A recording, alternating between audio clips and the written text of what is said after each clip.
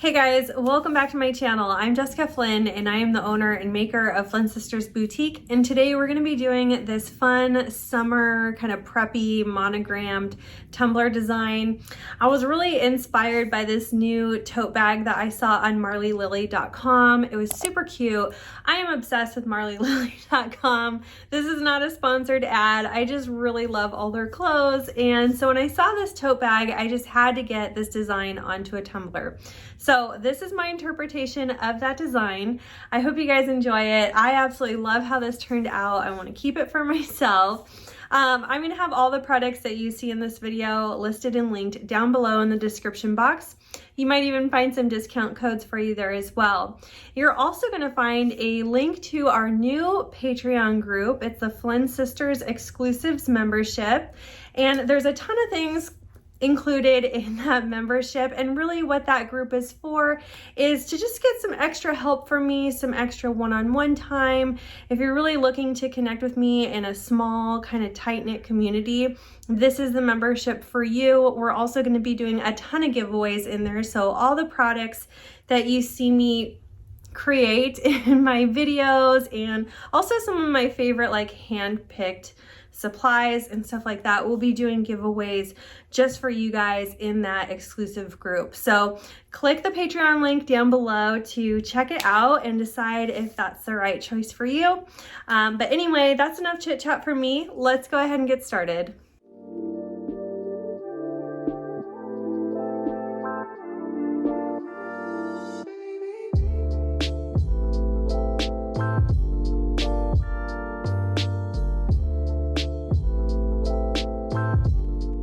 All right, you guys, so we're going to start off like we normally do by prepping our cup. Prepping your cup is really important to make sure that the paint and glitter and epoxy and everything adhere properly to our cup.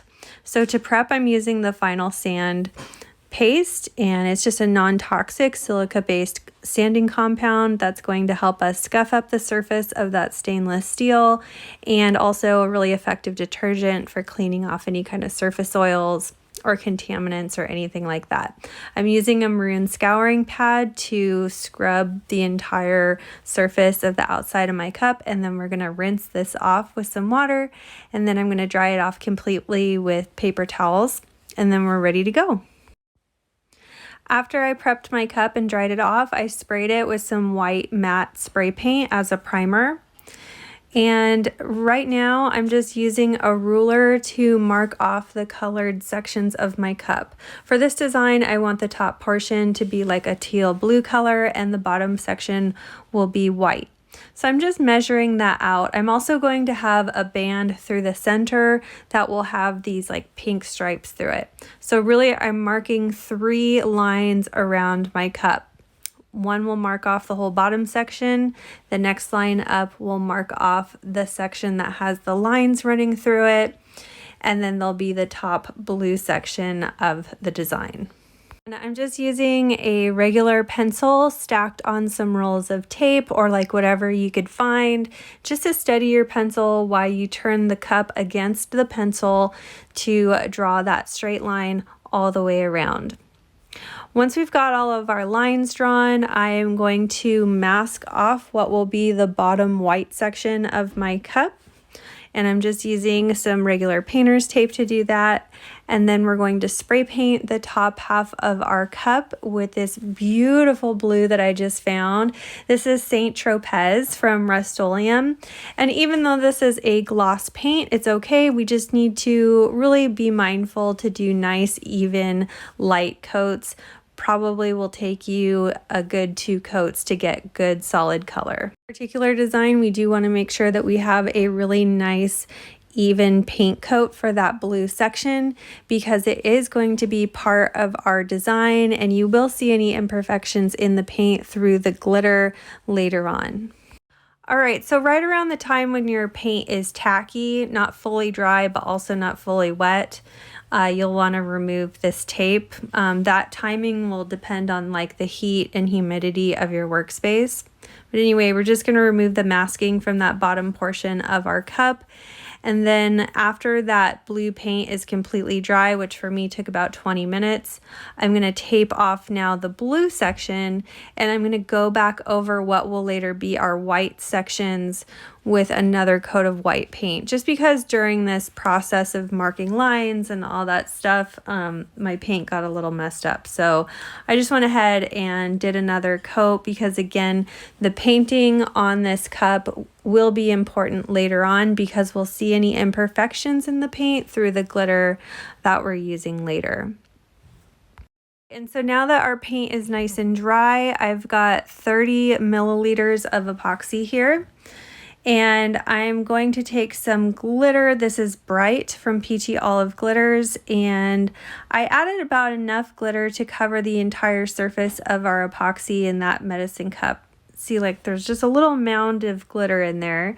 The goal here is to really get even distribution of glitter through your epoxy, but not too much to where it would start to thicken your epoxy. You can see here like just how much saturation I have from my glitter in my epoxy. That's what you're wanting. And then we're just going to spread that onto the cup like we would any other epoxy coat. The best kind of white glitter to use for an application like this is like a fine glitter that's all white and translucent, or like, you know, it's got some iridescent pieces in there. But you want to avoid like any kind of larger cuts, because they can tend to be a little bit streaky once you apply it like this in this kind of glitter epoxy mixed application. So I've done a video before with, you know, applications like this, like when we did the Bougie Baby Leopard cup, also the quick glitter cup tutorial that I did a way long time ago. And this is like one of the quickest and funnest ways to bust a cup up really fast, because you can get, you know, some really pretty color and, you know, really pretty design with pretty minimal effort, because after this coat dries, we'll already be ready to put on decals and design work and things like that, rather than doing like a traditional glitter coat, letting it dry, and then putting a couple coats of epoxy over it. This is kind of a wham bam one step and you're ready to move on. So anyway, we're just spreading this epoxy and glitter mixture all over our cup, and then I'm going to torch it really quick to burst any bubbles, and I am going to let this dry for a solid 8 to 12 hours.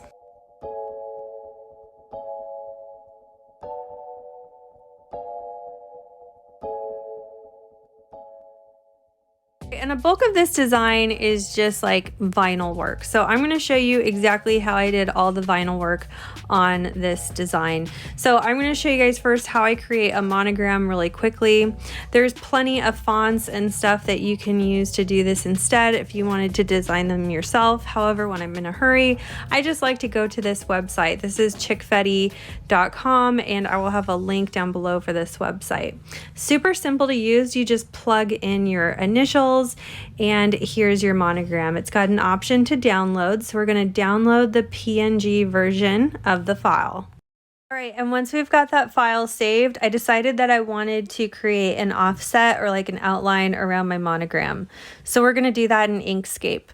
I've already saved my monogram that we just created to my desktop, and I hit File, Open in Inkscape, found my monogram, and opened it within the program. When you open it, your window is initially going to minimize itself. That's okay, just expand it again, and then click on your monogram.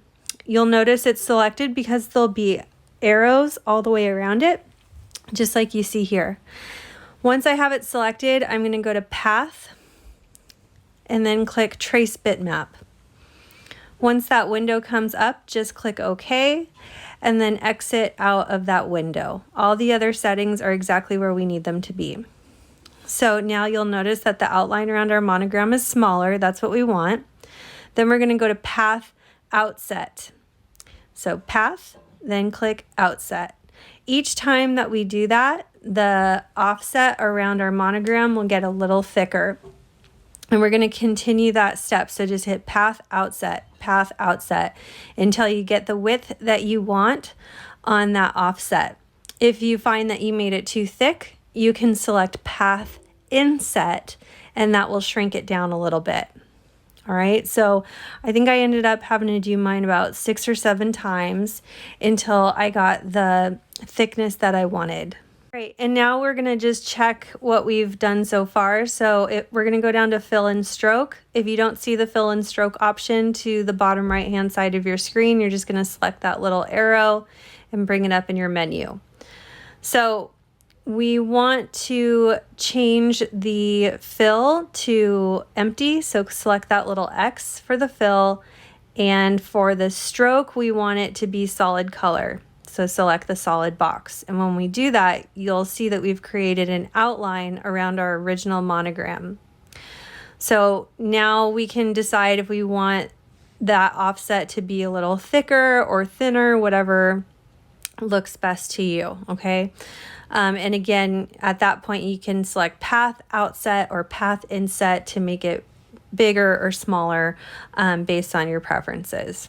Okay, and so then once we've got something that we want to make sure that we go back and we want to select full color for the fill.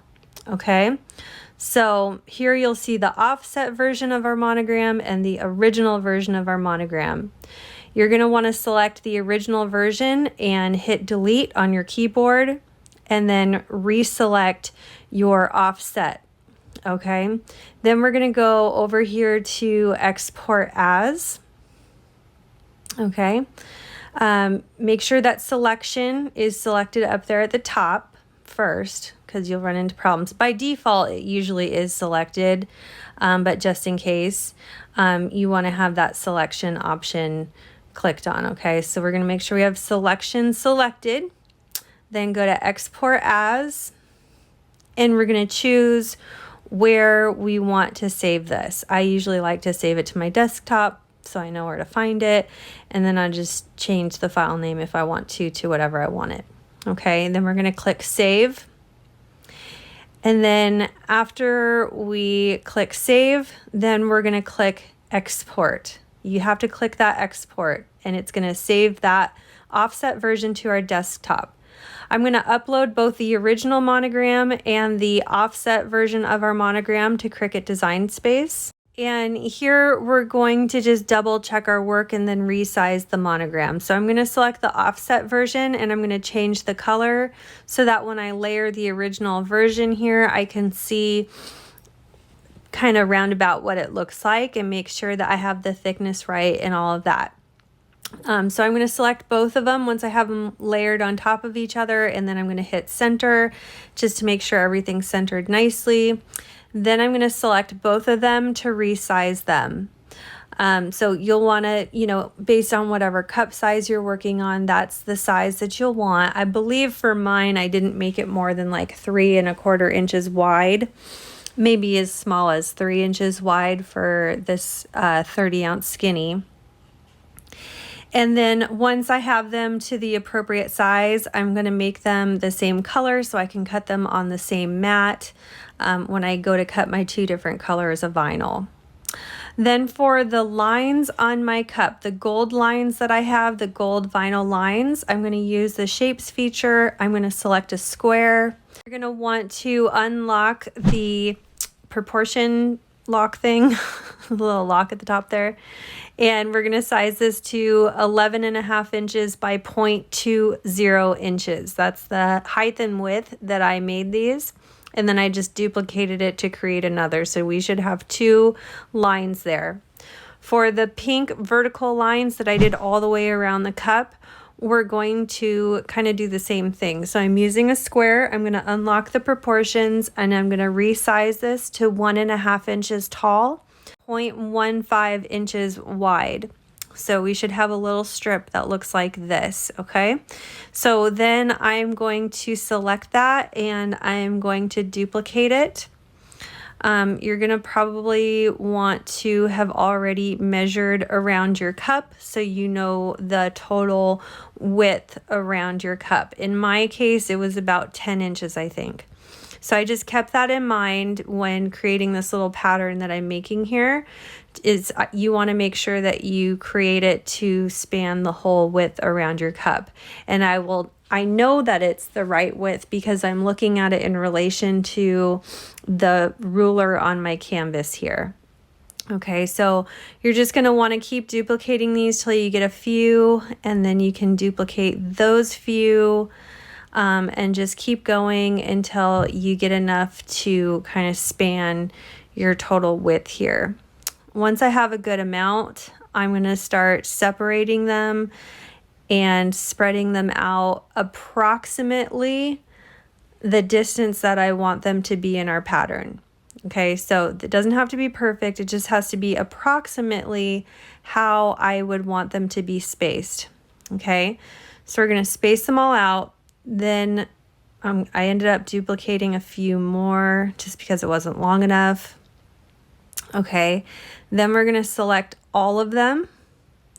And we're going to go up to the align thing here, and we're going to align them by the bottom and then distribute them evenly horizontally. So that creates a perfect stripe pattern. Then we're going to select them all and weld them together to make sure they stay put. And that's exactly how we're going to cut them out of our vinyl, transfer them all at once onto our cup so we get this perfect stripe pattern. Okay, so lastly, I'm going to select all of my cuts here so I can cut them all on the same mat, and we're good to go. All right, and for the leopard print, I used my favorite leopard print, and I sized it at 4 inches wide by 6 inches tall, and then duplicated it 9 different times so that I could cut the same pattern out with the same sizing on 9 different colors of vinyl. So it sounds kind of complicated, but it's really not. It's just cutting the same leopard print in the same sizing on several different colors of vinyl so that we can use them at random to create our own rainbow color pattern of this vinyl. This doesn't even really need to be cut that well or that accurately because we're just going to be kind of pulling off different spots from different colors and arranging them at random by hand on our cup. All right, so we're going to start with the stripe pattern through the center portion of our cup because that's going to be the hardest to transfer. Part of the reason why it's really easy to do this on a straight skinny cup with no taper is because with this wraparound pattern, if our cup had any taper to it, it would be kind of harder for us to line all these lines up super straight. That's why I prefer to work with skinny cups that don't have any taper because we could just wrap this around the cup really easily. So when I go to transfer this, you'll notice that I have an overlap of transfer tape, and we're going to use that transfer tape to help us anchor the vinyl pattern to the cup while we're transferring it all the way around, if that makes sense. So I'm going to first kind of do like a trial run and line this up by wrapping it around the cup and using that overlap of transfer tape to hold everything in place.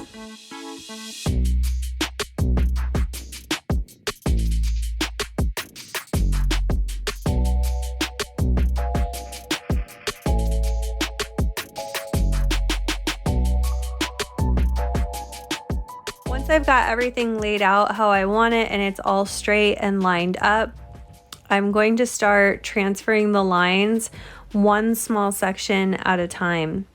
So I'm just going to use my craft knife to slice out about a 1.5 inch section, and kind of using the hinge method, I'm going to peel it back and remove the transfer paper from the back of that section, cut off the excess, and then place that part of the pattern down. Once we've got that secured, we'll remove that section of transfer tape and then move on to the next section in the same way that we just did that one. All right, so we're just going to repeat that all the way around the cup. And the reason I'm not just wrapping this all around at one time is because I'm not really confident that I would line this up perfectly straight if I tried to transfer this strip of lines all at one time. It was really important to me anyway, to get these on there really well. Alternatively, you probably could have printed this on clear water slide or something and wrapped it with the clear water slide, but that poses its own set of challenges as well. And I really wanted to get bright, vibrant color. So I thought this would be the safest way to transfer this piece by piece and get it down as straight as I could. All right, so now we're going to move on to the leopard print pattern. I've got the same pattern from our purse on a mask here. I had to have them both because they're so cute. So anyway, I have the mask here by me just as a reference point to see how I want to lay out these colors. But really, it's just kind of placing them randomly and picking a different color each time and try to space out your colors evenly. You'll notice in the actual pattern from the mask there that they actually layered colors, and that just layered vinyl all over itself that didn't look right. It looked messy. So I ended up placing mine individually like this, and I think it still worked out really well. I covered the whole bottom section there, and then I also put some on the very bottom of my cup as well to finish it out really nicely. Right, so once we're all done here, I'm going to move on to the monogram part of our design. And the monogram's really simple. You'll notice we cut the original monogram that we had and the offset that we created in Inkscape. And now I'm just going to layer them like I normally would. And anytime I'm layering vinyl, I just sort of eyeball it to the best of my ability. Hold my breath and go for it. Okay. After we've got these all layered, I usually like to flip my decal over and peel back that paper backing to loosen the decal off of the paper so that when we go to transfer this onto our tumbler, there's like minimal drama, especially on a decal like this that's pretty detailed and has all these little swirly cues and things. It just makes it easier if you peel back that paper backing first before you go to transfer it. All right, and then when we go to transfer onto the cup, we're just going to use our ruler here, make sure everything's straight and lined up, and then we'll transfer our decal like we normally would. Once I've got all my vinyl work done on this cup, I'm going to wait on those gold lines. The reason I'm not putting the gold lines on now is because I don't want them to show any kind of indentations when they layer over the other vinyl that's already there. So I'm going to put a layer of epoxy on first before I put the gold lines down. But before I epoxy, I am going to do a quick layer of Quick Coat, which is a water-based urethane sealer. And the reason I'm putting this on, even though we just use permanent vinyl, is because I have my hands all over the cup. There's probably some debris and things on there. And so this is just going to ensure that when we go to put our epoxy coat over this, that epoxy coat goes on nice and smooth and without any kind of drama. After I applied that thin coat of Quick Coat to the entire cup, I let that dry for at least a half hour, and I applied my first coat of epoxy over that. This first coat was about 25 milliliters of epoxy, I think. I can't remember, but I think I mixed 30 milliliters of epoxy just to make sure I had enough, and I think I did have a little bit left over. I'm going to let this layer of epoxy dry for 8 to 12 hours, and then I was ready for some sanding. Because we did the kind of quick glitter technique, there's not going to be a whole lot of sanding involved with this because our glitter should be totally smooth by this point. I just did some light sanding around the edges if it was needed, and then I also sanded my rim like I normally would to expose that thin line of stainless steel up there at the top, which will be where we establish our seal later on with our final layers of epoxy. All right, and then I cleaned my cup up with some dish soap and water, and we were ready to move on to those vinyl lines. Okay, and our cup is finally smooth enough to lay them down. I explained earlier why I didn't just apply these when I applied all the other vinyl, and that's because I want to ensure that these lay completely smooth and don't show any kind of indentation or wrinkles from other vinyl underneath.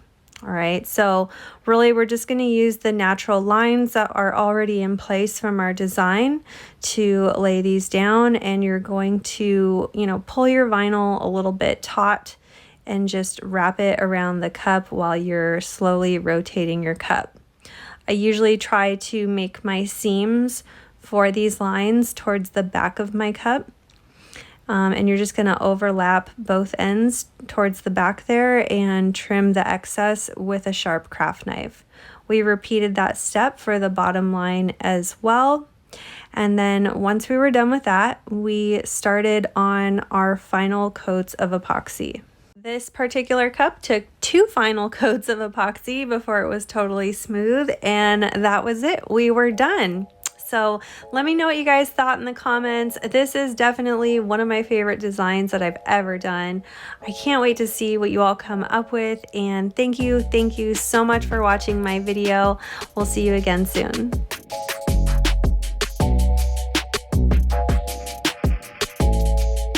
If you love this video, you could check out our last video here. Also be sure to find us on Instagram, Facebook, Pinterest, and of course subscribe for all our new videos that come out every Wednesday and Saturday. Thanks so much for watching. See you soon.